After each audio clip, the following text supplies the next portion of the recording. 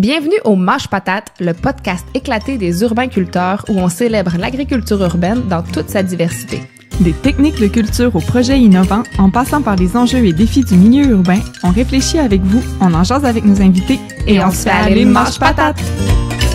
Bonjour, bienvenue à Mâche Patate, le podcast des urbainculteurs, un organisme qui fait la promotion de l'agriculture urbaine et du jardinage depuis 2009 à Québec. Je suis Marie-Hélène Dubé et je co-anime avec Marie-André Asselin. Allô tout le monde!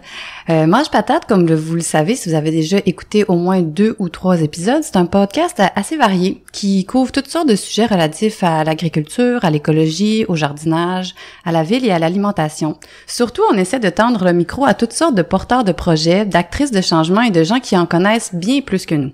Puis comme on essaie autant que possible de rencontrer ces personnes en face à face et pas au téléphone ou par Skype, on se retrouve à faire une petite virée à Montréal cet automne pour plusieurs épisodes. Donc aujourd'hui, c'est notre 2e épisode montréalais, puis on va aborder un sujet qui est à la fois surprenant et pas surprenant du tout, je dirais, quand on parle de Montréal. Ben oui, surprenant parce qu'on va parler d'un type de culture auquel on pense pas quand on parle de cultiver en ville, mais en même temps, pas surprenant parce que Montréal n'a plus à faire ses preuves comme lieu important de développement de l'agriculture urbaine, avec ses nombreuses recherches, ses expérimentations et ses projets plus ou moins inusités. Mais avant de plonger dans le cœur du sujet, juste un petit mot pour vous rappeler que vous pouvez toujours nous écrire pour nous envoyer vos questions relatives au jardinage et à l'agriculture urbaine pour qu'on y réponde dans un futur épisode. Donc, un style question du public. Donc, écrivez-nous à mâche-patate@urbainculteur avec un s.org et envoyez-nous votre question, votre prénom et la région ou ville d'où vous venez. Ça va nous faire plaisir de vous répondre. Oui! Alors, la personne qu'on reçoit aujourd'hui à Mâche Patate, c'est une passionnée qui a décidé de se lancer dans la viticulture urbaine. Oui, la production de vignes et éventuellement de vin en pleine ville. On est loin du cliché du vignoble français au creux d'une vallée verdoyante, mais... Et si la ville se révélait à être un endroit bénéfique pour la culture des vignes? Puis si Montréal produisait son propre vin? On en discute avec Véronique Lemieux, instigatrice du projet Vignes en ville. Bonjour Véronique, bienvenue à Mâche Patate. Bonjour les filles. Pour commencer, est-ce que tu pourrais nous expliquer un peu qu'est-ce que Vignes en ville, puis comment l'idée t'est venue quand même de faire pousser des vignes en plein milieu de Montréal? Oui, donc en fait, je vais commencer peut-être par répondre à la deuxième question. Donc comment tout a commencé, parce que ça va éclairer un peu sur le reste. Donc tout a commencé pendant la semaine d'été, l'école en agriculture urbaine, oui, et qu'organise le laboratoire sur l'agriculture urbaine. Donc c'était la première fois en fait que je rencontrais des gens comme moi qui tripaient agriculture urbaine, et j'ai visité la ferme du toit du Palais des Congrès dans le cadre de cette semaine-là, et j'ai remarqué qu'il y avait un grand espace qui restait à être colonisé, qui restait à être verdi en fait, et lors de cette semaine-là, j'ai visité plein de projets puis j'ai été extrêmement inspirée. Et là, juste après, en fait, une semaine après, j'allais à Brooklyn pour des vacances, et lors de ces vacances-là, justement, j'ai des amis qui me disaient, mais toi, là, j'avais publié sur Facebook que j'aimais ça, l'agriculture urbaine, que j'étais donc fière d'avoir participé à cette semaine-là, et les gens savent que je suis une grande amatrice de vin, de viticulture et tout, donc ils m'ont dit, ben là, il y a un projet que tu dois aller absolument visiter à New York, Brooklyn, c'est Rooftop Reds. Tu vas capoter. Donc là, j'arrive là. Malheureusement, c'était fermé. Oh mais j'ai décidé de passer la gate pareil. Je me suis dit non, ça peut pas arriver. C'est le projet que je veux visiter. Donc, je suis rentrée là. Il y avait personne. J'ai pris beaucoup de photos, mais je me sentais pas si illégale. Je pense que, je sais pas, il y avait les gars de l'entretien. Ils m'ont absolument pas posé de questions. Et là, j'ai vu ça. Et là, je suis redescendue en bas, puis là, j'ai dit, là, je suis revenue à Montréal, j'ai contacté le directeur du laboratoire sur l'agriculture urbaine, et là, je lui ai dit, ben écoute, j'ai une idée. Dans le fond, tu sais, la portion non utilisée, là, sur le toit, je pense que tu le sais, hein, on en avait parlé, moi, je suis une grande fan de vignes et tout, je pense que ce serait peut-être possible de faire pousser de la vigne en ville. Donc là, le réflexe de tout le monde en fait, ouais, mais là, tu sais, New York, c'est pas Montréal, c'est pas le même climat et tout. Donc là, c'était le début, en fait, comme ça, d'une exploration. Donc c'est comme ça que tout a débuté. Mm-hmm. Et le projet, aujourd'hui, en fait, le laboratoire est un laboratoire, donc ce qui intéressait, en fait, le directeur du labo, c'était de dire, OK, oui, c'est vrai, il n'y a pas eu d'étude qui a été faite à ce sujet-là, mais un des trucs qui restait à régler, c'était l'angle, en quoi cette étude-là allait être vraiment pertinente, dans le fond, tu sais, parce que bon, oui, c'est intéressant de se demander est-ce que on peut mettre des vignes sur un toit, mais généralement, sur le toit du Palais des Congrès, tous les projets étaient nourriciers. Donc moi, c'était un peu, et la plupart des projets étaient aussi en fait saisonnier, dans le sens que moi, avant que ça donne du raisin, c'était minimum 3 ans. C'était un projet de longue haleine, donc il fallait trouver un plus, en fait, pour rendre le projet intéressant. Et c'est là que j'ai décidé, en fait, d'élaborer un terreau révolutionnaire, dans le fond, d'intégrer le verre recyclé issu des bouteilles de vin, de la collecte sélective, dans le terreau. Et là, c'était suffisamment percutant et pertinent comme projet pour que ça fasse l'objet d'une étude. Donc, c'est comme ça. Et maintenant, c'est un projet de recherche et aussi un projet potentiellement d'entreprise en incubation, mais les paramètres restent à voir. Puis, par rapport à la création du terreau, dans le fond, le fait de mettre du verre, est-ce que c'est pour recréer, mettons, des conditions plus de sol aride? Là, je me risque en disant ça, j'ai aucune idée. C'est extraordinaire, c'est right on. Donc, en fait, très drainant. C'est ça, exactement. Donc, en fait, généralement, le sable est une composante dans un terreau qui est assez important quand on parle justement de vigne, parce que, bon, un terreau de tomates, on veut pas que ce soit très, très drainant, parce qu'on va passer notre vie à l'arroser. Tandis que la vigne n'aime pas vraiment l'eau. Elle a besoin du minimum seulement.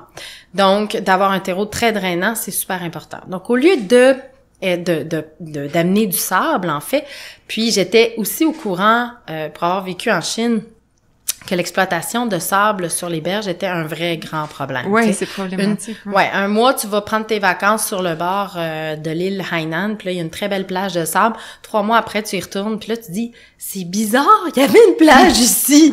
Et là, il y a plus de plage. Mais ça a vraiment été quand même un choc pour moi de réaliser que l'exploitation de sable était un vrai problème.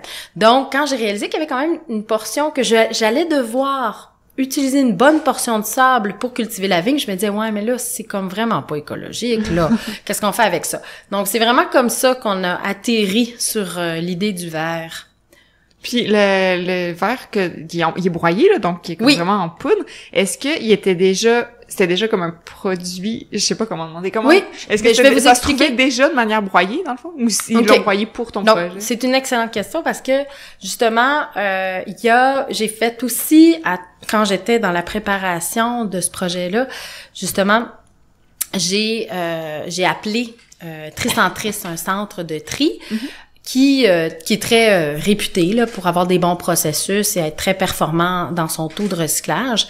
Puis je suis tombée sur Grégory Pratt, un des grands ambassadeurs de Tricentris, et je lui ai expliqué mon projet, puis il a dit ben écoute, on a en ce moment différents types de granulométrie. Quel type de granulométrie tu penses que tu aurais besoin?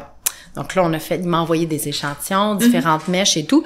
Puis on a commencé comme ça. Donc oui, le centre de tri avait déjà un excellent, justement, processus de tri automatique. Donc eux, ils sont capables d'arriver avec une matière première d'assez bonne qualité en la broyant. Puis si c'est par exemple, là, dans le fond, ils m'avaient demandé est-ce que tu veux du sable, tu sais, de verre ou un petit peu plus gros, comme un genre de sable touin, un petit peu plus grossier. J'ai opté pour ajouter de la structure dans le fond pour pas que ça compacte parce que bon le sable de verre ou le sable très très fin, tu sais, ça peut vite devenir du béton dans le fond. Donc et c'est un amalgame, c'est maintenant utilisé justement dans le béton plus écologique là. Donc c'est comme ça que l'idée du verre, donc c'est pas un produit fini, mais aujourd'hui, on peut dans certaines pépinières aller chercher un sac de paillis de verre préemballé justement qui vient de Tricentris. Oui, parce que c'est ça, oui.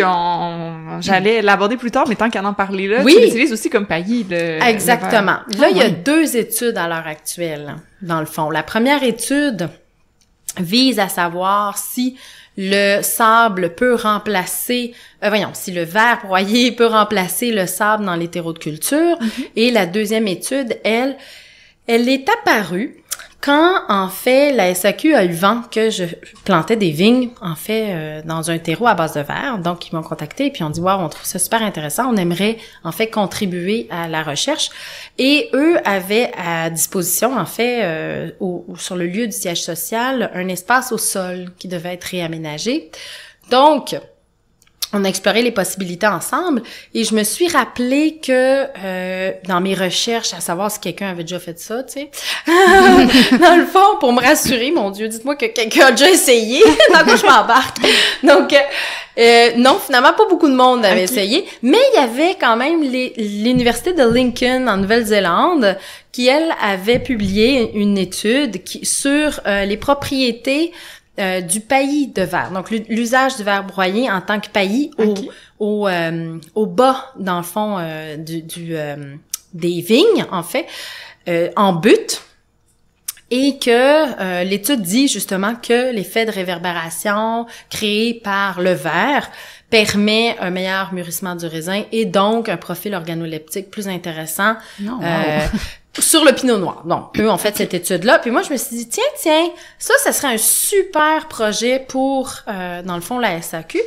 Mais aujourd'hui, la SAQ présente Vigne en Ville, dans le fond, chapeaute les deux études. Okay. Donc, vraiment l'arrivée de la SAQ dans le projet là, Vigne en Ville, ben, ça a été un point tournant extraordinaire là, pour nous parce que ça nous a permis... un partenariat parfait. Absolument. Absolument. Puis ça nous a permis d'étendre la recherche au-delà de ce que on pouvait faire, là, définitivement. Mm-hmm. Wow. Ça fait combien d'années que Vigne en Ville existe? Donc, en fait, j'ai planté les premières vignes au Palais des Congrès en juin 2017. OK. Ouais. Et on parle de combien de vignes? Donc, au Palais des Congrès, 80 pieds de vigne. Wow. Par la suite, le vignoble qui a suivi, c'est celui justement de la SAQ. On est près de 160. Wow. Ensuite, il y a l'ITHQ, qui est aussi un partenaire, qui est embarqué dans l'aventure. École d'hôtellerie. Exact. Puis bon, moi, j'ai fait aussi mes cours, certains cours de sommellerie à l'ITHQ, donc je trouvais ça extraordinaire de pouvoir, de travailler avec eux. Et donc, le 4e étage, le toit du 4e à l'ITHQ a des vignes avec un potager et le toit du 11e étage a 40 vignes. Donc, je pense que c'est 20 au 4e et 40. Donc, 60 à l'ITHQ. Et par la suite, on a collaboré à quelques reprises, en fait, avec... avant, c'était la station éphémère. Maintenant, MR63. Un projet qui est aussi un peu dans la même dynamique que nous. Économie circulaire, réduction de déchets. Donc, c'est ça, à l'heure actuelle. Et le dernier projet qui s'est ajouté cet été, le dernier vignoble, c'est sur la fabuleuse terrasse de Ubisoft Montréal. Je sais pas si vous avez déjà été voir des spectacles de musique sur cette terrasse-là, non, mais malheureusement, il faut acheter ses billets, mais il y en a pas beaucoup. Mais c'est vraiment une vue extraordinaire sur la ville, une très très grande terrasse déjà aménagée. Puis on a 40 pieds de vigne là-bas et on a aussi fait un aménagement éco-comestible parce que justement Vigne en Ville, c'est pas juste de la culture de vigne, la culture de vigne en monoculture, c'est pas ça qu'on veut faire. Nous, en fait, je dis souvent, c'est mon slogan non officiel, mais c'est Vigne en Ville, créateur de biodiversité. Okay. Donc c'est comme un peu contre-intuitif parce que généralement on se dit vigne. Dans le fond, c'est monoculture, puis c'est juste des vignes, puis des rangs de vignes, puis envelopes toute la vigne, tu sais. Mais là, justement, on a essayé de vraiment de prendre le meilleur de la vigne et dans le fond, parce que la vigne a sa place dans un écosystème varié. Ben oui. Donc, voilà. Donc, mon Dieu, il commence à en avoir à plusieurs places. C'est vraiment absolument intéressant.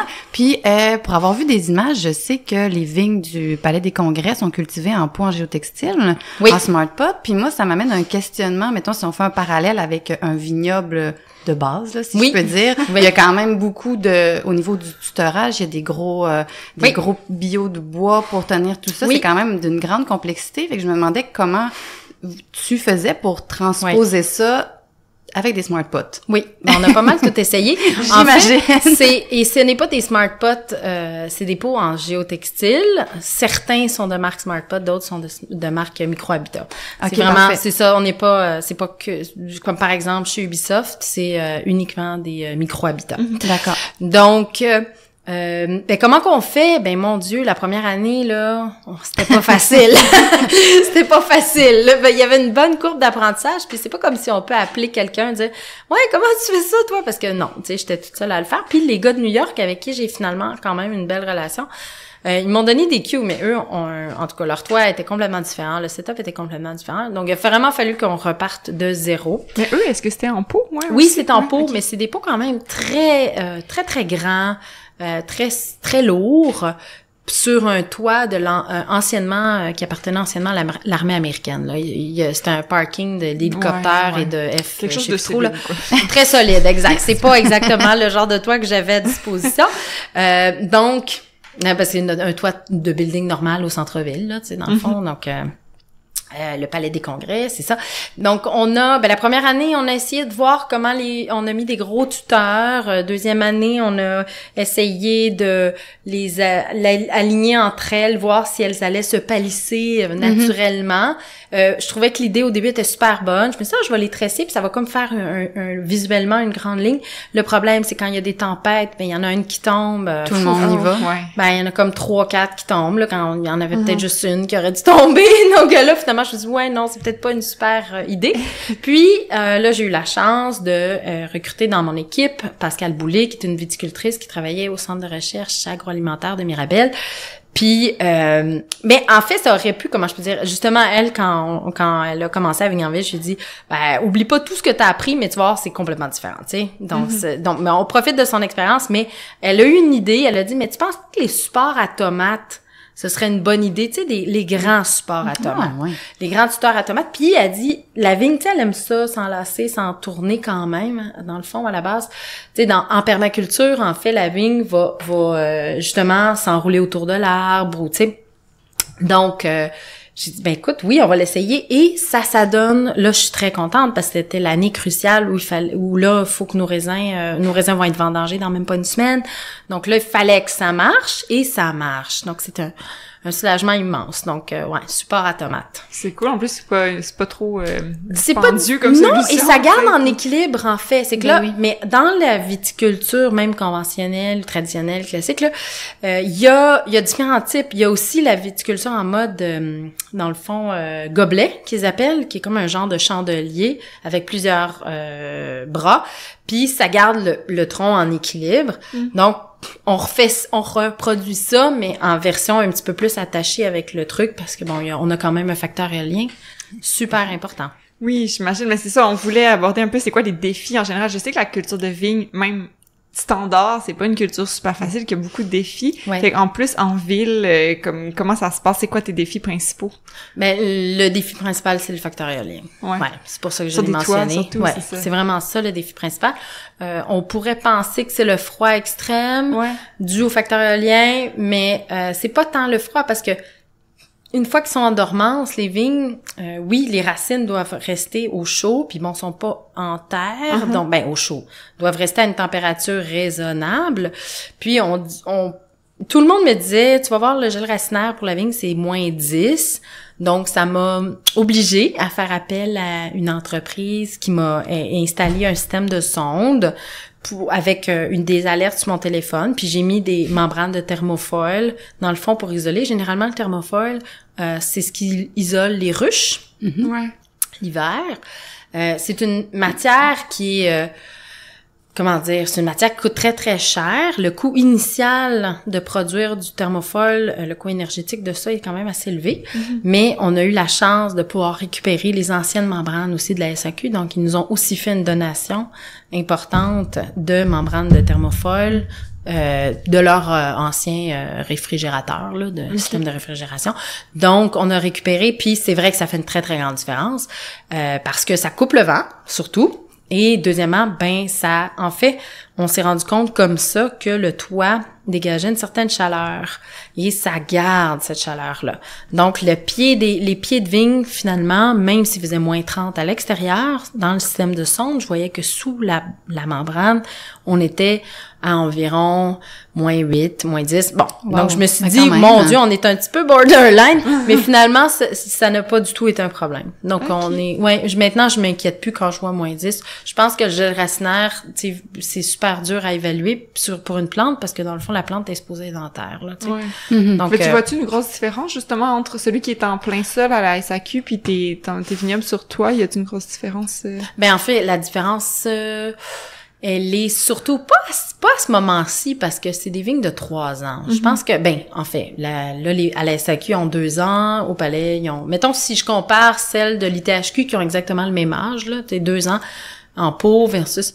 pas une énorme différence. C'est sûr que à partir de 5-6 ans, il y a une très, très grande différence.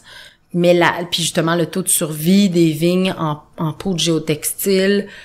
c'est pas pareil, là. Tu sais, quand même, là, on se dit les vraies affaires, là. Je veux dire, les vignes en sol peuvent vivre 100 ans, là. C'est pas des jokes, là. Ouais. C'est une espérance de vie, après, ça reste rare, quand même, surtout au Québec, là, avec le gel, dégel, machin.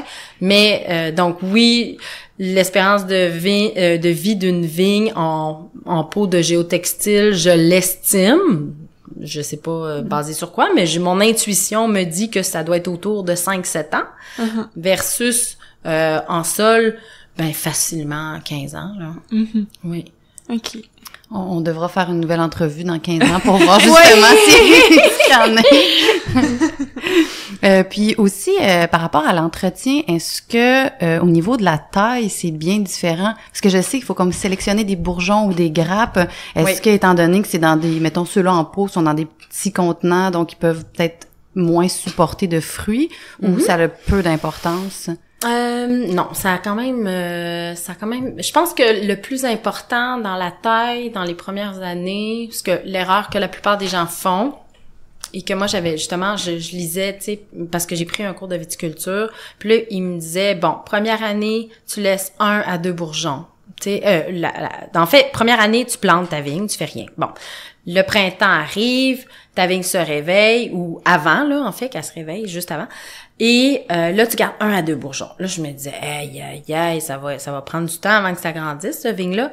Mais en fait, plus on taille drastiquement, plus ça part en flèche après. Parce que on a fait le test. Ceux que j'ai... En fait, c'était pas un test volontaire, là. Mettons, une vigne que j'ai oubliée dans un coin. Elle, je l'ai pas taillée si sévèrement. Elle s'est beaucoup moins développée que les autres. Donc, c'est vraiment vrai. Ça, c'était un point intéressant. Donc, la taille drastique. Donc, c'est pour que après ça se développe. Donc, on va supprimer les fleurs la première, en année 2. On parle comme ça, là. Année 1, on plante. Année 2, on va supprimer les fleurs parce qu'on veut que tout aille dans le tronc pour que ce soit solide, pour que ce soit capable de supporter les fruits. Puis en année 3, si le tronc a vraiment quand même épaissi, là, on laisse les fleurs. Puis là, ça devient des grappes. Et là, on teste un peu. Théoriquement, en année 3, ça goûte pas incroyable. Puis en année 4, là, ça commence à goûter bon. Oh, faut être patient. Oui, puis là, c'est ça, t'as mentionné que t'as pris des cours de viticulture, mais comme avant de te lancer dans ce projet-là, justement, comme qu'est-ce que tu connaissais ta viticulture? OK. En fait, j'avais une agence d'importation de vin. Okay. Donc, je connaissais pas beaucoup sur la viticulture, mais mettons que j'avais suivi des vignerons sur une période de 5 ans. Donc, tu sais, je voyais un peu ce qui se passait au vignoble, je les appelais, je savais qu'ils étaient occupés à faire telle tâche.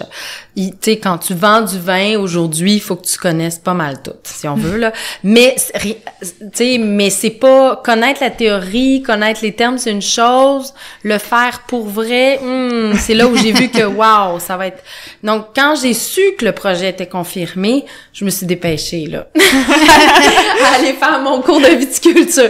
Je vais, OK, là, je pense va vraiment falloir que j'aille un cours là pour supporter le niveau d'attente. Tu sais. Donc ouais. Est-ce que parce que dans le fond il y a des raisins de table puis il y a des raisins pour le vin. Est-ce que tu cultives exclusivement des raisins pour le vin ou tu fais aussi des expérimentations avec le raisin de table? Donc jusqu'à présent, on s'était concentré sur le raisin de cuve. Ensuite, par contre, avec Camer 63, justement, eux, dans le fond, c'est un espace un peu ouvert, familial. Puis bon, je voulais commencer à expérimenter le raisin de table parce que, en fait, moi-même, j'adore manger du raisin. Puis, mais ce que j'aime pas, c'est que c'est justement généralement hautement, c'est plein de pesticides. Puis, ça vient de très très loin. Ça vient du Mexique, ça vient du Chili. Donc, quand tu veux manger, puis trouver du raisin du Québec sans pesticides, bonne chance! C'est vraiment pas facile. Non, c'est ça. C'est vraiment pas facile. Donc, c'est vraiment cette réflexion-là de consommateur, en fait, que je me suis dit, mais là, moi, je suis un peu tannée, là, de donner, tu sais, des raisins, tu sais, qui viennent de l'autre bout du monde, là, à mon enfant puis à moi, là. Donc, je me suis dit, mais j'aimerais ça commencer à cultiver. Puis là, vraiment, ça fait partie de nos plans, là. Pour l'année prochaine, c'est sûr que on va quasiment planter moitié-moitié, là. OK. Oui. Puis là, moi, question naïve, mais comme, c'est quoi la différence entre le raisin de cuve et le raisin de table? Puis est-ce que l'entretien de la vigne, puis tout aussi, ça se ressemble beaucoup ou? Oui, sauf que je pense que la taille est on est un petit peu plus sévère dans le mode de conduite, dans la taille quand c'est du vin. Que quand c'est du raisin de table. Honnêtement, la théorie, c'est la même. Dans le fond, j'aurais pas à reprendre un autre cours, là. Sauf que oui, il y a des petits ajustements. C'est plus comme, par exemple, mais c'est la même chose entre faire un petit vin et faire un grand vin. Tu sais, faut que tu ajustes ton mode de conduite, ta taille. Il y a des choses à changer, là, si on veut. Donc, la grande différence. Tout le monde connaît le raisin de Concorde. Tu sais, le raisin que on appuie puis poup, ça pop dans notre bouche. Puis là, on dit, mon Dieu, c'est donc bien épais, cette peau-là. Donc, ça, avant, le raisin de Concorde était un raisin de cuve. Okay. C'était un raisin qui était vinifié. En fait, en Amérique du Nord, il y a 100 ans, et même sans doute plus récemment que ça, il y a des vignerons qui me disent au Québec, on a commencé avec le Concorde. Okay. Intéressant. Donc, c'est la peau qui est beaucoup plus épaisse et tous les tanins, dans le fond, toute la partie intéressante aromatiquement du raisin, c'est dans la peau. Donc, c'est quoi la différence? Raisin de table, quand tu manges du raisin, t'as pas envie de manger de la peau. T'as envie de manger de la pulpe. Puis quand tu veux boire du vin, tu veux que ce soit complexe, puis ce soit bon, puis que ce soit concentré. Donc, tout ça, ça se retrouve pas dans la pulpe, qui est trop chargée d'eau, mais dans la peau. Okay. Donc, c'est vraiment ça la différence. Okay. Mais ultimement, mettons que on pourrait faire comme du vin avec du raisin de table, mais qui donnerait pas nécessairement des résultats super. En ce moment, il y a plusieurs cépages qui font les deux. Donc, dans le fond, ce que je compte planter justement l'année prochaine, c'est des vins que c'est du Louis Swanson. Bon, Louis Swanson, ça peut faire des vins corrects si le vigneron est très doué, là. Ça peut être très bon. C'est pas facile de faire des très bons vins avec du Louis Swanson. Mais en tant que raisin de table, c'est super bon. Donc, ça peut jouer les deux rôles. Puis ça, je trouvais ça intéressant. Puis il y a de plus en plus de cépages comme ça, qui sont comme, qui ont des caractéristiques, c'est ça. C'est rarement, les grands vins sont rarement faits avec des raisins qui peuvent faire les deux. Mais il y a peut-être 3-4 types de raisins, de cépages qui fonctionnent. Donc, c'est pas impossible. J'allais te demander justement qu'est-ce que t'es un cépage. En gros, c'est une variété de exact. OK. Puis, qu'est-ce que tu cultives comme cépage sur les toits puis dans tes projets? Au palais, en fait, sommairement, c'est du Marquette, du Petite Perle, du Frontenac noir, du Frontenac blanc. Et on a au vignoble SAQ ajouté du Vidal et de l'Acadie blanc. On a quelques plants, je pense, de Vidal et d'Acadie blanc à l'ITHQ, mais c'était vraiment plus parce que on était quand même profondément inquiets là, parce que le 11e étage, on se disait parce que faut savoir que les 4 premiers que je vous ai nommés, Petite Perle, Marquette, puis les 2 Frontenac, c'est du rustique. Ça va jusqu'à -30, facile. Le Vidal et l'Acadie blanc, ça va genre à -20. -20, -25. Puis ça a l'air de rien comme mais c'est parce que on a tu sais vraiment je l'ai vu là la différence je dirais là tu sais puis vraiment sur un toit c'est ça c'est vraiment difficile là, de protéger des semi-rustiques parce que tout le monde disait mais pourquoi tu mets pas du pinot noir du pinot gris aïe pas sur un toit c'est impossible il fait trop froid il y a trop de vent le challenge est trop grand. Puis quand on parle d'un cépage rustique, est-ce que c'est parce qu'il a vraiment comme été développé au Québec, qui est adapté à notre climat, ou c'est juste que en le cultivant, dont les vignerons ils ont remarqué que c'était quelque chose de particulièrement tough? Donc le seul qui a été vraiment développé au Québec. Je pense que c'est Vandal-Clich, donc et ce n'est plus vraiment planté là. Les autres, c'est vraiment l'université de Minnesota aux États-Unis qui développe toutes les variétés hybrides de vignes pour l'Amérique du Nord. Oh oui. Oui. C'est comme une centrale de production. Ben, de connaissances. Une centrale de connaissances. Non, mais c'est un hub universitaire, vraiment. Puis, à chaque année, ils font des conférences sur la viticulture en milieu froid. C'est des grands spécialistes de viticulture en milieu froid. Oui. Puis les cépages que tu as nommés, j'ai l'impression que c'est quand même aussi ce qui est cultivé beaucoup par les vignerons québécois de manière générale, même pas en ville, même pas sur des toits. Oui, non, c'est ça? Oui, absolument. C'est le choix qu'on a fait en fait parce qu'il y a une sous-mission. Tu sais, la mission c'est ça, c'est un projet de recherche, mais dans le fond, avec l'appui de la SAQ, tu sais, c'est aussi intéressant de se dire, ben, on veut encourager les gens à boire les vins d'ici. Donc, moi, je connais personne qui rentre dans une SAQ, mettons, qui dit, bonjour, j'aimerais boire du Marquette. Parce que les gens savent pas ce que ça goûte du Marquette. Par contre, il y a plein de gens qui rentrent, bonjour, je veux du Chardonnay. Donc, il y a aussi un volet, dans le fond, faire découvrir les cépages qui sont cultivés ici aux citadins et aux gens en général. Ouais. Puis un petit peu plus tôt, tu parlais que cette année, je pense que c'est l'année de vinification, donc c'est là que ça le test oui prend forme, une forme du oui, test c'est ça va être concrétisée. Puis je me demandais où est-ce que tu vas faire ça? Est-ce que vous avez des installations? Oui. Donc, en fait, le laboratoire sur l'agriculture urbaine, qui incube le projet Vigne en ville, a amorcé la création d'une coopérative à la centrale agricole. Et la centrale agricole, c'est en fait sur le boulevard Legendre, dans le quartier Antique, Quartier-Ville. Et c'est voisin des fermes Loufa. Mm-hmm. C'est une bâtisse immense dans laquelle il y a une volonté de créer justement un pôle de production alimentaire durable avec des producteurs pas que maraîchers. Dans le fond, il y aura de la production maraîchère justement bio, local là-bas, mais aussi par exemple, il y a un torréfacteur de café, il y a une entreprise comme Champignons Maison, c'est Champignons Maison qui fait la culture de champignons. Il y a Tricycle qui est en fait un éleveur de ténébrions. Mm-hmm. Au lieu d'être le grillon, il paraît que c'est compliqué parce que ça vole. Puis, donc le ténébrion, il vole pas, c'est plus pratique. Et il y a aussi le chai urbain, mais oui, ça et le chai urbain, c'est le projet, c'est la suite un peu logique de Vigne en ville. Mm-hmm. Donc c'est drôle, moi je travaille dans le vin depuis longtemps, donc quand je dis chai urbain, pour moi c'est clair ce que ça veut dire, mais je prends la peine de le dire parce que les gens disent c'est quoi chai urbain? Donc, en fait, un chai, c'est H-A-I.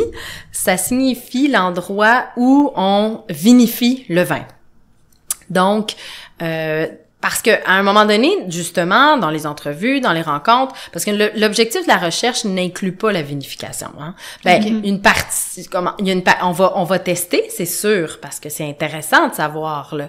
Mais la recherche sur le paillis de verre, le verre recyclé, tu sais, ça s'orientait vraiment plus vers recyclé que dans le fond vin là. Mm-hmm. Mais c'est que ça devient un peu la suite logique parce que là, ça fait 3 ans et nos vignes sont belles, puis elles produisent du bon raisin. Donc, en tant qu'entreprise responsable, on va pas mettre ça au compost. Il faut vinifier le fruit de nos efforts. Donc, en fait, on devrait faire les vendanges d'ici 1 semaine. Le chai est en train d'être monté à la centrale, donc on a fait l'acquisition de cuves, de presse, tout le matériel dont on a besoin pour pouvoir vinifier, en fait, ces raisins-là. Et il fallait monter une équipe aussi, parce que bon, j'ai eu le temps de prendre le cours de viticulture, mais j'ai pas eu le temps de finir le cours de vinification. Donc ça, tout va très vite.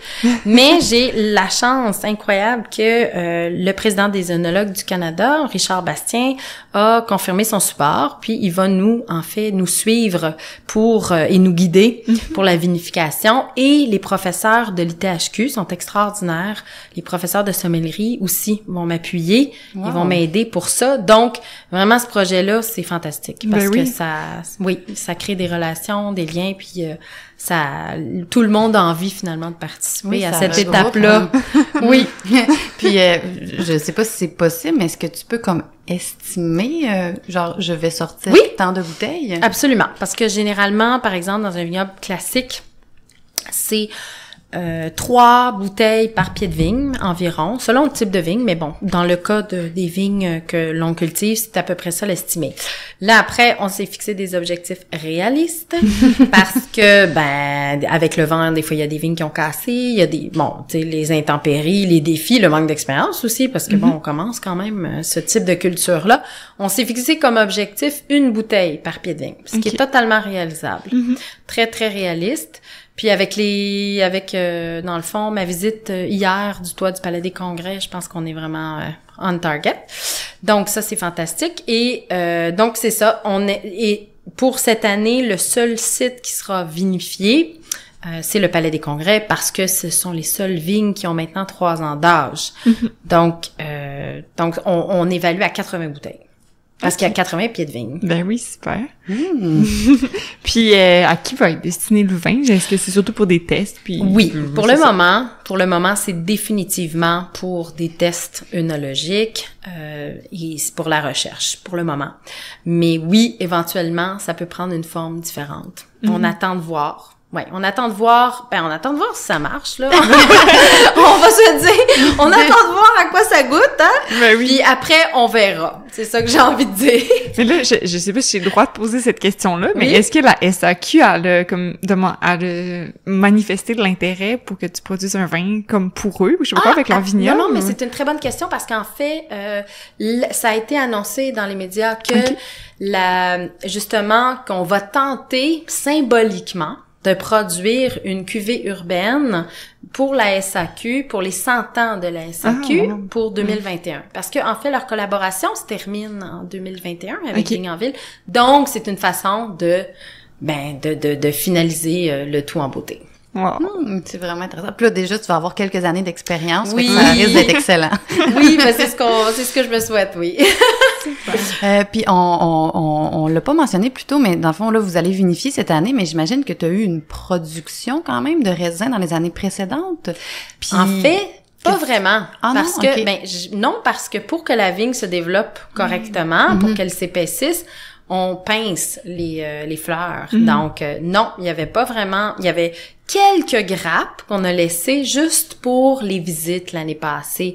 Donc, par exemple, il y avait comme 2-3 pieds de vigne sur lesquels on avait laissé pour que visuellement ce soit intéressant, puis que les gens disent « Ah, c'est à ça que ça ressemble, du raisin de Frontenac, noir, mettons, tu sais, du raisin de Frontenac blanc, c'est à ça que ça ressemble. » Mais on les a mangés. Il était super bon. Moi, je me suis dit, mais mon Dieu, ça pourrait se manger. Mais c'est vrai que ça a des pépins. On peut en manger, je veux dire, on peut en manger 10, 20, puis c'est super bon. Mais c'est vrai que, tu sais, t'achèterais peut-être pas ça au magasin, puis t'en mangerais peut-être pas tant que ça non plus. Puis mon fils, lui, de 6 ans à l'époque, lui, il a trouvé que les pépins, c'était bien plate, là.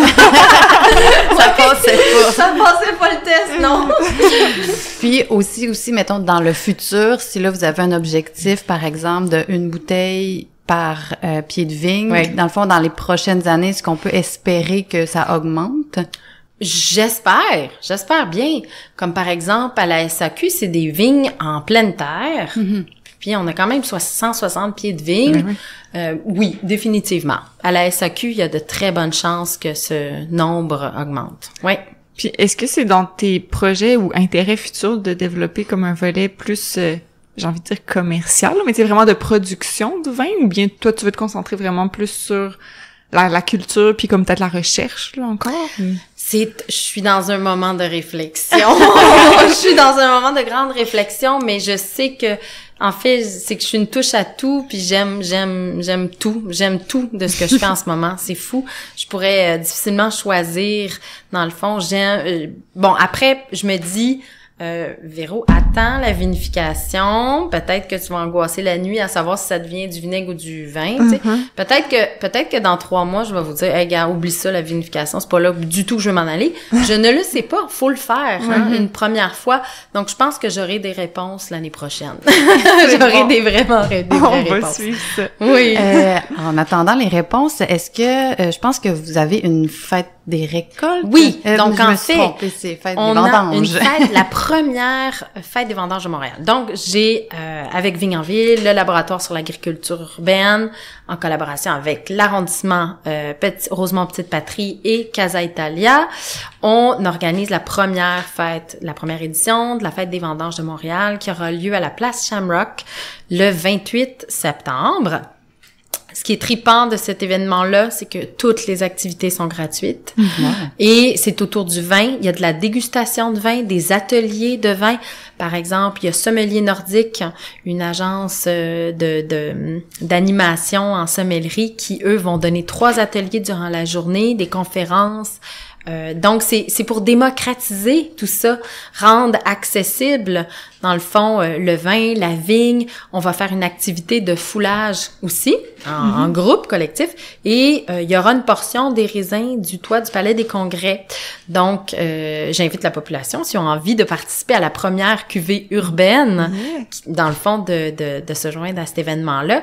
Mais vraiment, il y aura aussi un atelier de production de pâtes de tomates, plein de choses. Cool. T'as mentionné foulage. C'est pas un terme que je connais. OK, le foulage de raisin, c'est en fait, on se lave les pieds avant. OK. Après, on pile les raisins. C'est très clair maintenant. Oui, on pile les raisins dans une bassine. Puis là, on est chanceux, il risque de pas faire très chaud, mais c'est fou comme une fois que le raisin est, tu sais, a beaucoup de sucre, et une fois qu'il est éclaté, s'il est au contact avec la chaleur, ça commence à fermenter. Mais là, c'est le 28 septembre, donc on va avoir le temps de transporter le raisin jusqu'au chai. Donc, je suis pas inquiète à ce niveau-là, mais c'est une façon encore une fois, tu sais, de démystifier, en fait, avec les gens, tu sais, comment qu'on fait, dans le fond, du raisin, puis que c'est pas si compliqué que ça. Tu sais, il faut savoir qu'il y a plein d'Italiens qui font pousser de la vigne dans leurs cours. D'ailleurs, lors de cet événement-là, on va faire des visites guidées de la ruelle, je pense, derrière la rue Mozart, parce qu'on se rend compte que les Italiens, ils sont sont vraiment bons sur la culture des arbres fruitiers, dont la vigne, et ils cueillent leurs raisins, ils ont un matériel très spartiate pour faire leur vin, mais c'est ça, ils font leur propre vin, et Casa Italia, c'est trop mignon. Ils font à chaque année une compétition de dégustation de vin maison, fait que chacun arrive avec sa bouteille de vin qu'il a fait chez lui. Donc, je suis vraiment très, très contente de cette collaboration-là parce que ça donne beaucoup de sens au projet, dans le fond, global. Oui. Ben oui, parce que c'est hyper urbain aussi. Oui. C'est vraiment de la viticulture en plein cœur de Montréal. C'est vraiment super. Wow, un bel événement, franchement. Mais là, il va falloir pas Donc, une page Facebook. Et pour trouver l'événement, si vous allez sur Vigne en Ville, Vigne au pluriel en Ville, vous allez voir que ce sera régulièrement partagé, là. Oui, puis nous, on va le rajouter aussi sur la page de l'épisode sur notre site web. On le partagera. Fait qu'on vous invite tous à y aller.